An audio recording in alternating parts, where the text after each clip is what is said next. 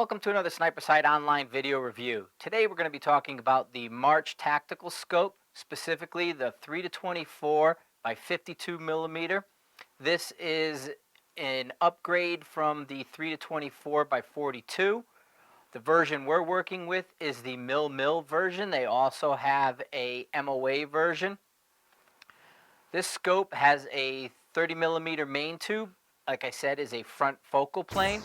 The reticle we're using in this scope is the FML1. That is their mill-based reticle. Also has zero stops with this scope. Zero stop is one of the easiest in the industry to set.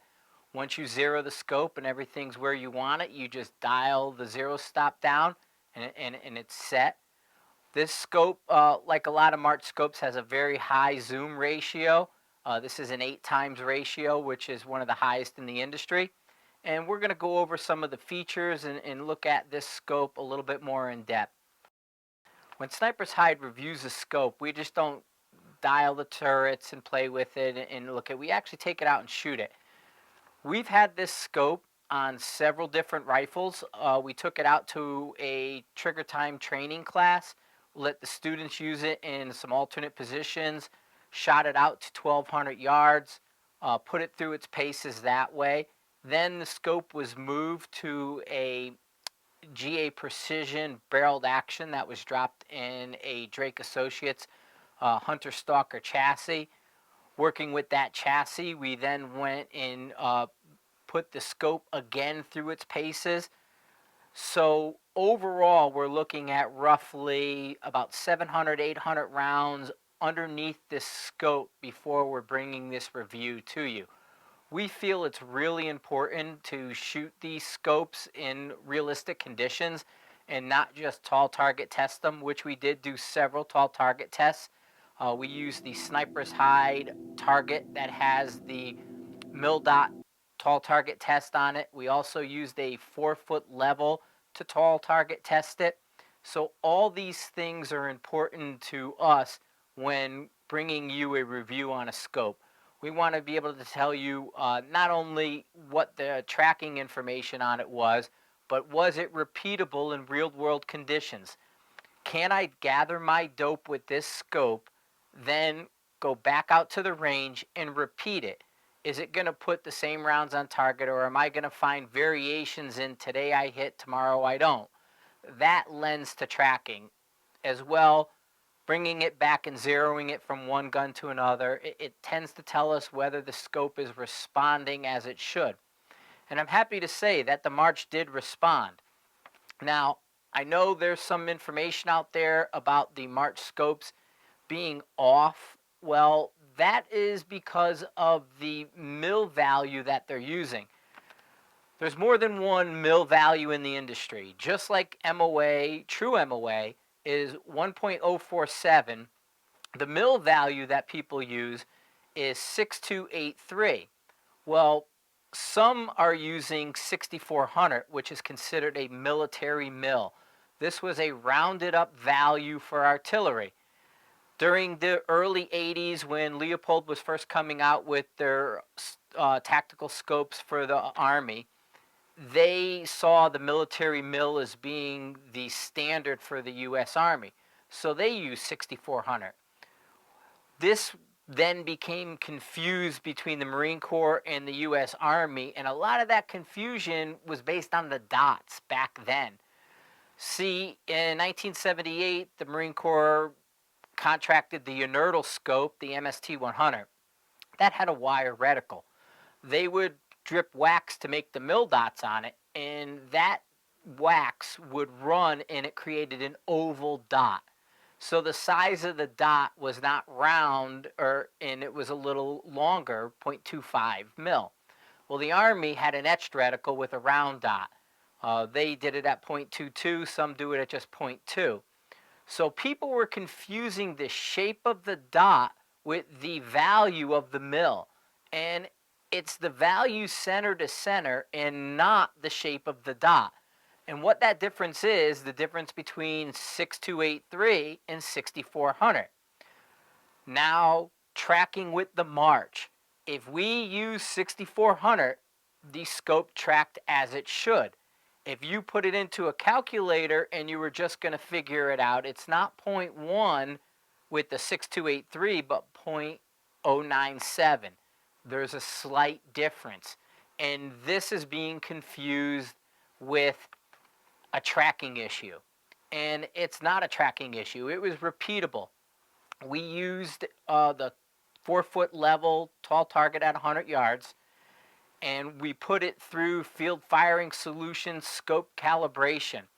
And we did this 3 different times using the computer.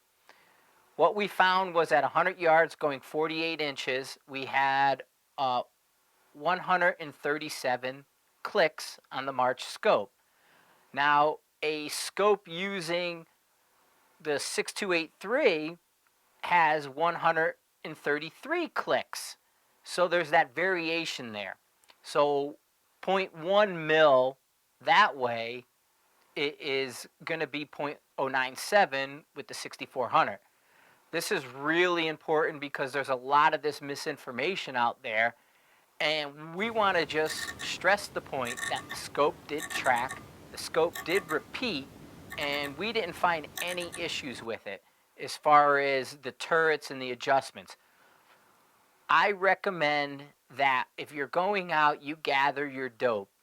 And gathering your dope, then you'll see that this scope will repeat that dope. Now, if you are going to use a ballistic computer, yes, you should turn the click adjustments to either the Army value that they have in some ballistic computers, or in the turret truing, check your scope. It should be roughly the same. Make the adjustment in turret truing. That's what it's there for. So instead of putting a mil as 0.1, you would use a truth setting of 0.097. That will line up your ballistic computer to work with the March scope properly. Now, I will say, talking with the people at March, specifically at Kelby's, that they are going to be coming out with a scope in 2015 that will track with the 6283. They will move away from 6400. 6400, again, is a rounded version that was used for artillery. They rounded it because with artillery it didn't matter. And on the market, there's very few scopes that continue to use 6400, but there are a couple, which is why we always recommend at Sniper's Hide that you check your scope. Now, the March scopes, really excellent glass quality. People have always asked about that, and they're well known in the bench stress and F-class world, and their glass quality is definitely one that people seek out. So there's no issues with glass quality when it comes to a March scope.